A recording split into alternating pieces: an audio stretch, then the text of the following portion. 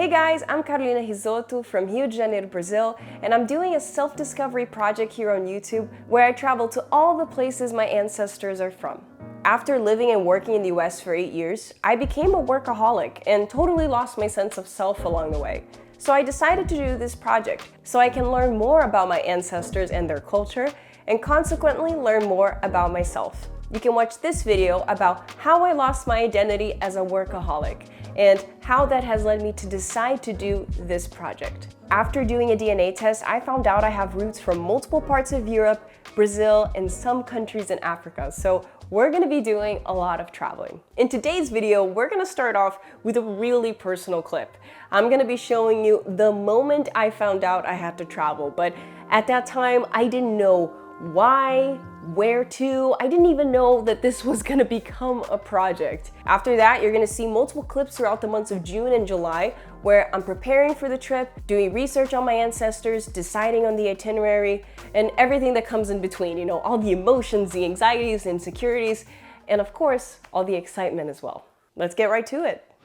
I don't know if this is real. I don't know if this is gonna happen. I don't know if I'm ever gonna use this video, but I was just in my room doing some testing with Adobe's new artificial intelligence on Photoshop, and it's amazing. And I was doing that on some travel pictures. And then I was looking at my vision board, which I started this weekend, and I'm like, damn, this vision board only talks about traveling and breaking the rules and seeing beyond. And why am I not traveling right now? Why am I based in New York? Like, why don't I do something bold?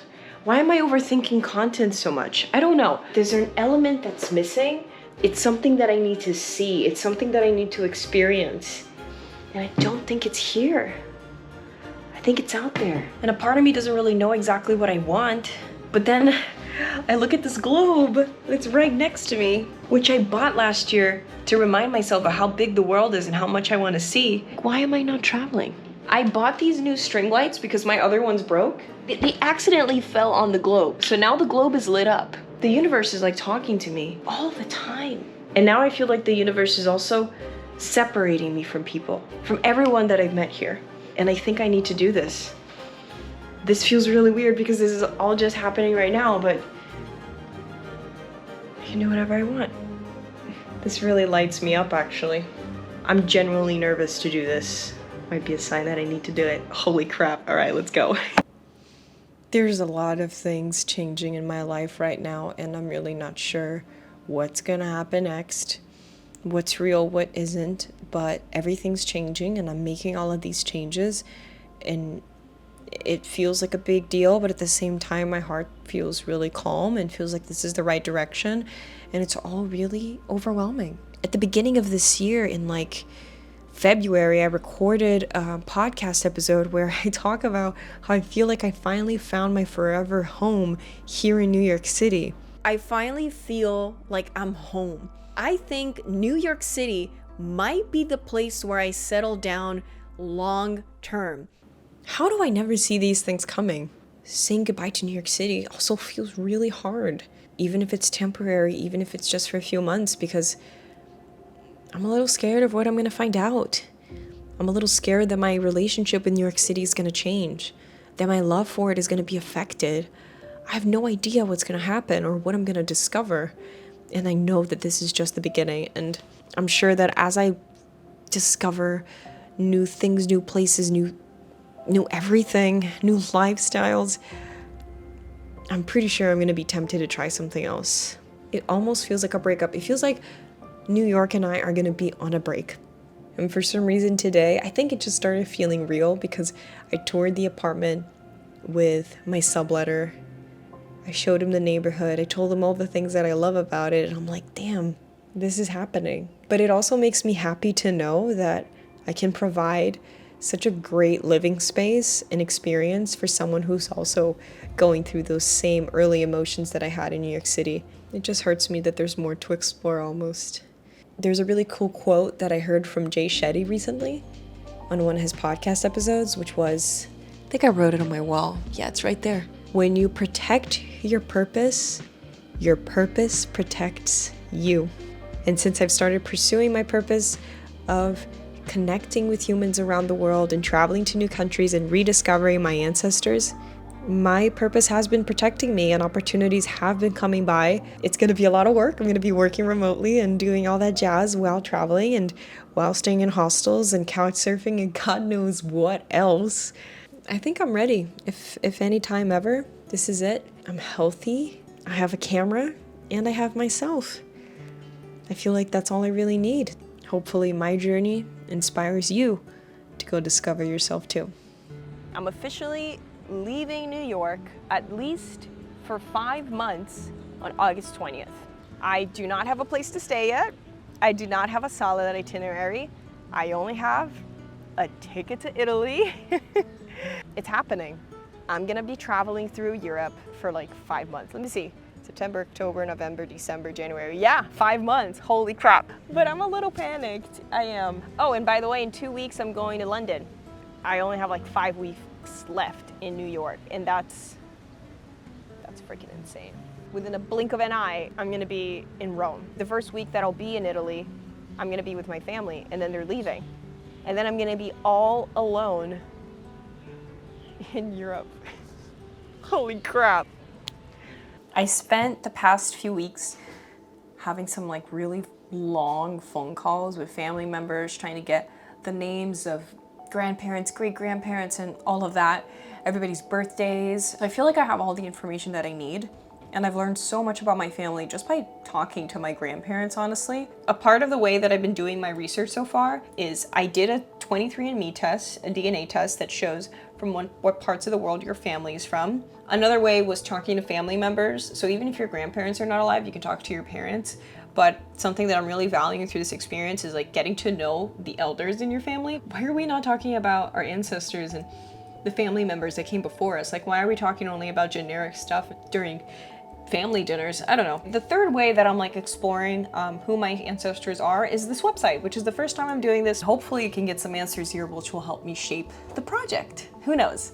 I don't. It's called ancestry.com. I just created an account. Apparently adding your parents helps them like discover things in the system. However, in Brazil, that is quite the task because Brazilians are known for having really long last names because we keep the last name of both our mother and our father. I can tell you that my name was supposed to be twice longer than it actually is. There was like a little family fight and they were like, you know what, we're just gonna keep it like that. Which makes my life a lot easier with the Social Security office because for some reason in the US, they just don't understand long names. It's a Latin thing. Get over it. Here's what's cool about my dad. I found out today by talking to my grandmother about the origin of his name. So he was named after 2 uncles that were like a father to his dad because his dad never met his father. He passed away before he was born because of a disease. Knowing the origin of people's names is also like another really cool way for you to build intimacy and get to know someone is something I'm realizing. Something that I've noticed though as well is that it can be really hard to trace back documents if there are any typos. So some of the last names in my family, they did have typos and that makes tracing back documents or ancestors a little bit harder. But I think that's something important to keep in mind when you're doing your research. Could there be any typos? It is possible. So I'm gonna do a free trial here. It's 14 days for free. Otherwise it's like $35 a month. That's way too much, but it should be plenty for the research we are about to do. Start the free trial, put my alarm on my calendar, remember to cancel. It says, ready to make your first family discovery? All right, give it to me. Holy shit. The first one is about my great-great-grandmother from my father's side. There is this immigration document from when she arrived from Latvia to Brazil when they were running away from World War II. She arrived December 18th, 1945. I don't know why this kind of hurt to look at.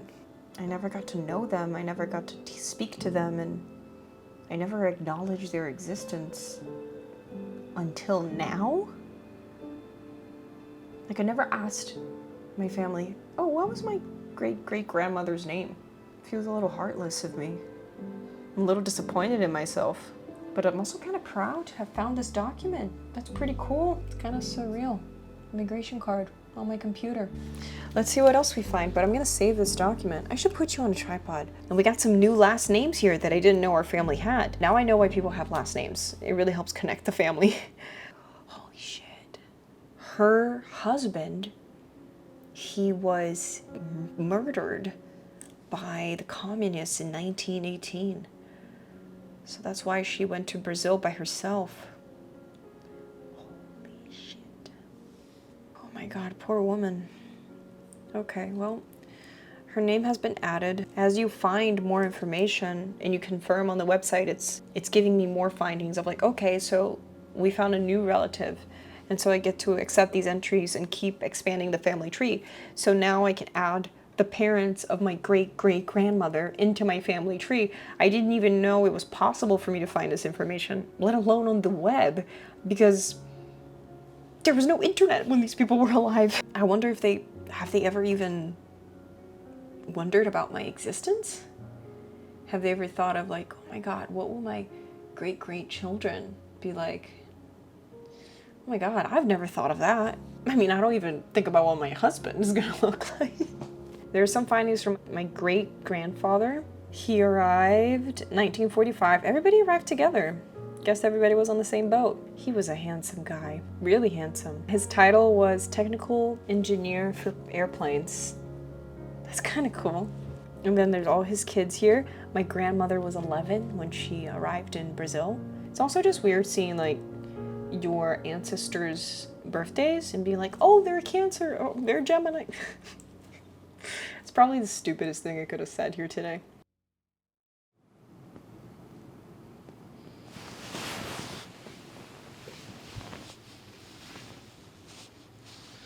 One of the things I'm gonna miss the most is my bed. I love my room.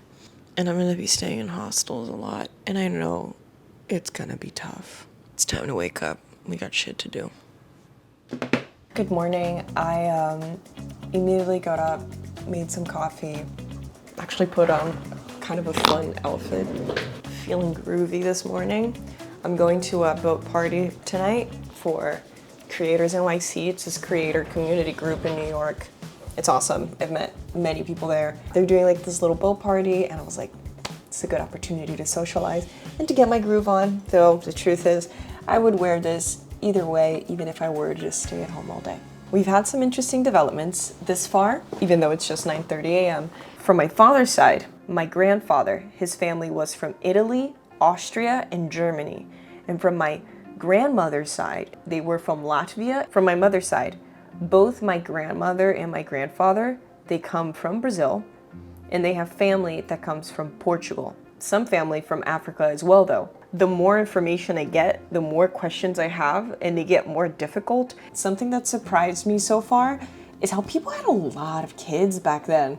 Like plenty of kids, like at least 6. It was like a baby making machine. I kind of feel bad for all the women. And also I'm surprised by the amount of divorces I've seen so far. In my childhood, really, I would see so much prejudice against getting divorced. Like, oh, people are giving up on marriage these days. It's like, bro, people were giving up on marriages back then too. Like, give us a break. Also, a lot of people who died young because of the war too, as I'm looking through European records, which makes sense. I'm feeling pretty stoked and excited that I'm finding some documents, but it's kind of cool. It's like going back in time and you connect all of the history that you learned in school with your family members, so it actually becomes way more personal. I wish that when I was in history class learning about these historical events that happen around the world, that I would have been encouraged by my teachers to look up my ancestors, try to find my roots, because it's like your family, you know? And it's something that you can empathize with more.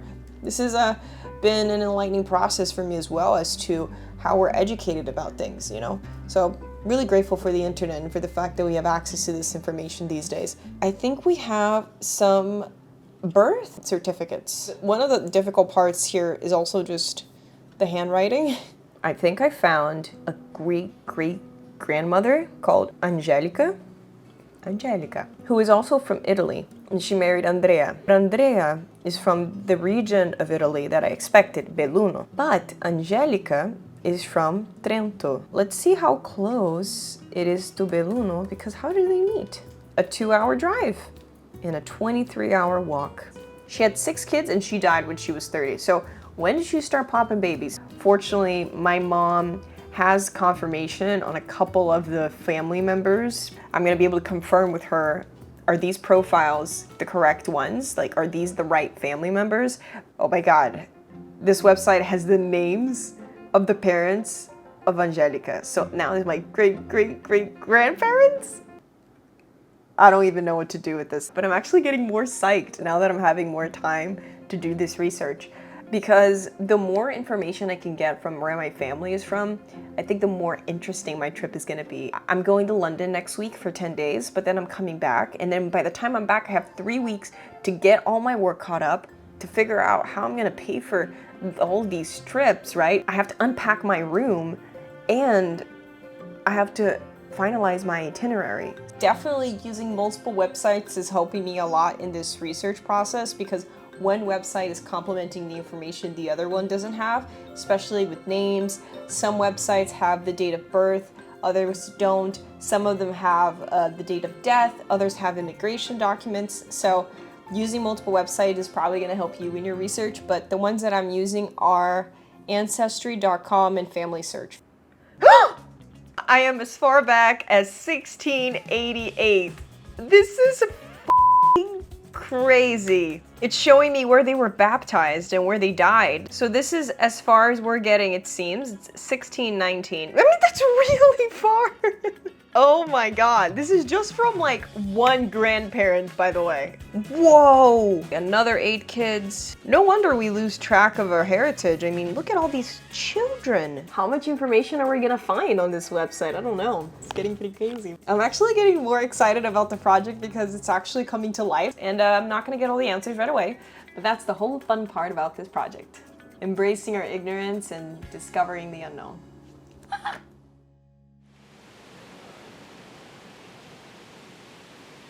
Woke up with this amazing rain. Feeling grateful this morning for everything I've built here in New York, you know? It's not because I have to and I want to leave that I don't appreciate everything that I've built so far. I feel like this is what I'm gonna miss the most. This privacy, this comfort. Like, this is my sacred space that nobody else has access to. So I think giving that up is gonna be kind of hard, but I think it's also gonna be easier than I think. And if you think about our ancestors and how they have migrated all over the planet, you know, discovering new territories and fighting wars and whatever, it's like, yeah, I think I'll survive without my room. I do wonder, how am I gonna find comfort or any stability within a journey that's anything but stable? Sure, I know the places that I want to go, but I don't know when I'll be there, with who, where I'll be staying, for how long, what I'm going to find out, what am I going to do, is this going to be a good video, how am I going to be making money? What I do need to make sure that I'm stable is with my mental health and my physical health. So maybe I should make that promise to myself, actually, that I'll prioritize exercising, I'll prioritize eating well, and resting properly, and living. You know, if there's one thing that I hope to get out of this experience is to have more fun. I used to party, to go out every weekend, to celebrate every weekend. There was always something to celebrate. I remember my parents would make fun of me of like, what are you celebrating this time? Let me celebrate. I definitely want to bring that part back. I'm going to rely heavily during this trip on my communication skills and my ability to make friends. So that's going to be really interesting. And it's definitely something that I'm a little bit concerned about. No doubt. Like, how am I gonna meet people every day, constantly changing countries and languages? Because sure, I speak Portuguese, English, Spanish, and some French. I don't speak Italian. Like, I can understand a lot of it, but I don't speak Italian. German, I don't know anything. I know chocolate, which means chocolate, because it sounds so similar. I need to dive deep into my language studies. But all I know is that right now, I am making decisions based on who I want to be, and I'm living my life through curiosity and really pursuing that. And to me, that's what's the most important thing. Follow your curiosity and become your most authentic self. It's time to start fresh, try something new, push myself like I never have before. And if you think I'm not scared, you are dead wrong. Definitely scared.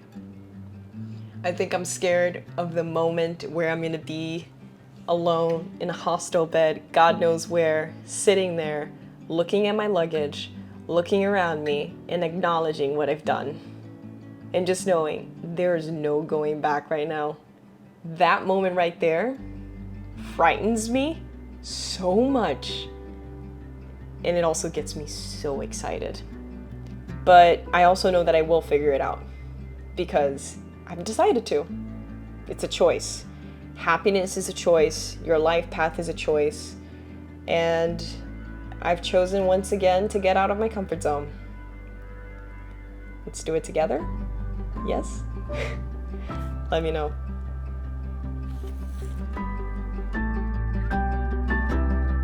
You know, despite everything, nothing's gonna change the amount of gratitude I have for everything I've lived in New York and how the city has shaped me into who I am.